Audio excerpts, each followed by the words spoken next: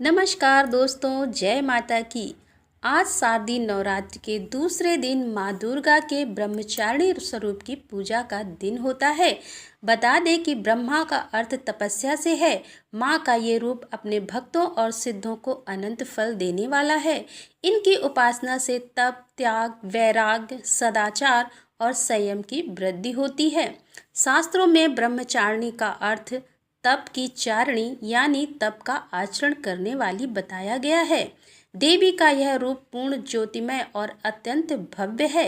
इस देवी के दाएं हाथ में जप की माला है और बाएं हाथ में यह कमंडल धारण किए है। चलिए जानते हैं इनकी कथा के बारे में।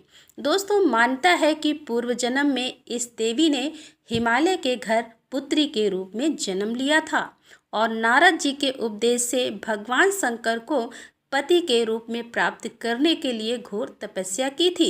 इस कठिन तपस्या के कारण इन्हें तपशारिणी अर्थात ब्रह्मचारिणी नाम से अभिहित किया गया। 1000 वर्ष तक इन्होंने केवल फल फूल खाकर बिताए और 100 वर्षों तक केवल जमीन पर रहकर साग पर निर्वाह किया।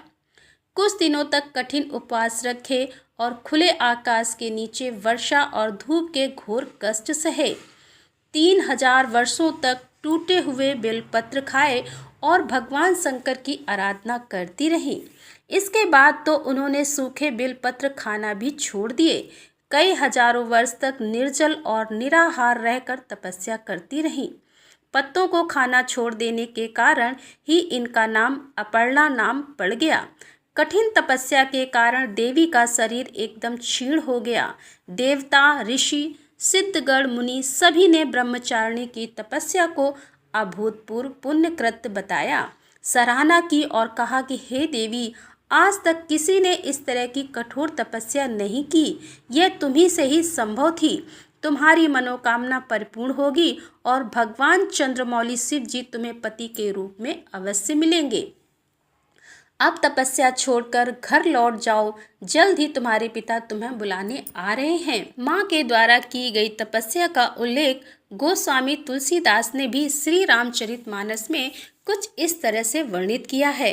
कछु दिन भोजन बारी बतासा, कीन कछुक दिन कठिन उपवासा।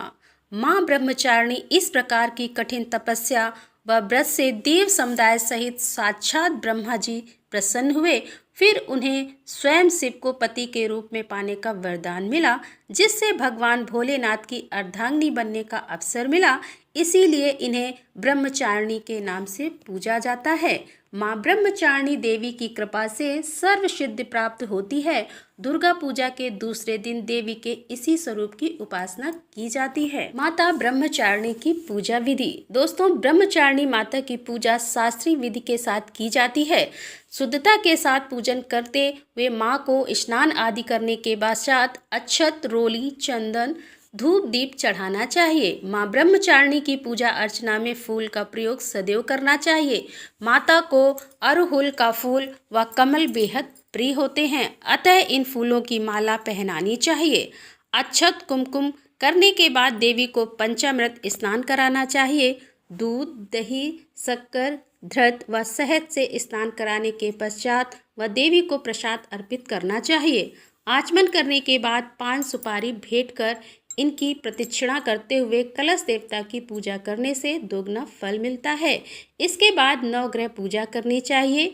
घी व कपूर से बने दीपक से देवी की आरती करनी चाहिए। अपनी सामर्थ्य अनुसार ब्राह्मणों द्वारा घर पर दुर्गा सप्तशती का पाठ करवाने से माता प्रसन्न होती है। माता ब्रह्मचारिणी के संपूर्ण पूजन को भक्तिभाव से करने से माँ की असीम अनुकंपा प्राप्त होती है। इनकी आराधना से जीवन में संयम, आत्मविश्वास, बल और सात्विक बुद्धि बढ़ती है। माता के तप के प्रभाव से जीवन में व्याप्त अविवेक, असंतोष, लालच आदि का नाश होता है। जीवन में उत्साह, धैर्य और साहस का समावेश होता है। मनुष्य कर्मठ बनता है, जिसके जीवन में अंधकार फैला हो और मुश्किल समय में धैर्य व साहस खोने वालों के लिए यह माँ का यह दूसरा ब्रह्मचारिणी स्वरूप दिव्य और अलौकिक प्रकाश लेकर आता है। तो दोस्तों, ये थी माता के दूसरे स्वरूप माता ब्रह्मचारिणी की पावन कथा। दोस्तों, अगले दिन आपसे हम फिर मिलेंगे अगली कथा को लेकर। तब तक के लिए जय माता दी।